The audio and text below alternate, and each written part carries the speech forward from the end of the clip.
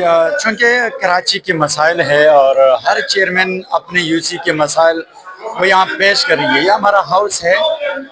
اکثر ہوتا یہ ہے کہ یہاں اجلاس شور شرابے کا وہ نظر ہو جاتے ہیں، تو اس میں جو دیگر پارٹیاں ہوتے ہیں ان کو وہ موقع نہیں ملتے. وہ بھی اپنے علاقے سے ظاہر سی باتیں منتخب نمائندے ہوتے ہیں. تو آج ہم نے ضرورت محسوس کی کہ جو دو بڑی پارٹیاں ہیں جو سمجھتے ہیں کہ ہم نے کراچی کو بنانا ہے اور اس کے لیے ہم سوچ رہے ہیں، تو اگر یہ دو بڑی پارٹی آپس میں شور شرابہ اور احتجاج اور پھر یہ پورا ہاؤس کا اجلاس اس کا نظر ہو جاتے ہیں، تو پھر کراچی کے جو مسائل ہے یا دیگر جو یو سی آئی یا ان کے جو چیئرمین ہیں وہ اپنے مسائل کب اور کہاں پیش کریں گے.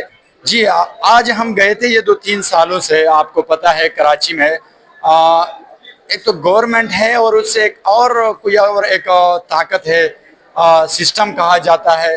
ہر جگہ پہ وہ آتے ہیں. اب یہ 2-3 سالوں سے وہاں پر ان کے خلاف اب پولیس بھی لایا جاتے، ان کے دیواروں کو بھی گرانے کی کوشش کیا جاتا تھا. اور اس وقت جو ہمیں اطلاع ملی وہ نیا ناظم آباد جو ہے وہ اس میں انوالو ہے. انہوں نے اپنے بندوں کو چھوڑے ہیں، گراؤنڈ پہ خود انکار کر رہے ہیں، لیکن ان کو آگے کیا ہوا ہے، ان کے توسط سے گرانے کی کوشش کر رہے ہیں. اور ٹھیک کہا تھا ایک ساتھی نے کہ اس وقت نیا ناظم آباد نے ایسٹ انڈیا کا وہ روپ دار لیا ہے اور بڑھتا جا رہے ہیں، اور مختلف گوڑوں میں غازی گوڑ اور میر محمد گوڑ مسلسل اس کی طرف بڑھتا جا رہی ہے. اس وقت میں نے ڈی سی صاحب سے رابطہ کیا. میں نے کہا اس طرح، اس نے کہا کون آیا ہے؟ میں نے کہا کون آیا ہے تو یہ آپ کو پتہ ہونی چاہیے، آپ ڈسٹرکٹ کے ڈپٹی کمشنر ہو.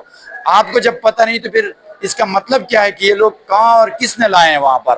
تو یہ صورتحال ہے. اور ابھی ڈپٹی میئر صاحب نے کہا اس پر ہم خصوصی میں ڈپٹی کمشنر سے بھی رابطہ کروں گا اور اس پر ہم انشاءاللہ دیکھیں گے اور اس مسئلے کو حقیقی معنوں میں جو بھی انوالو ہوں گے یا جو بھی صورتحال ہوں گے بیٹھ کے حل کریں. ہم وہاں جا رہے ہیں.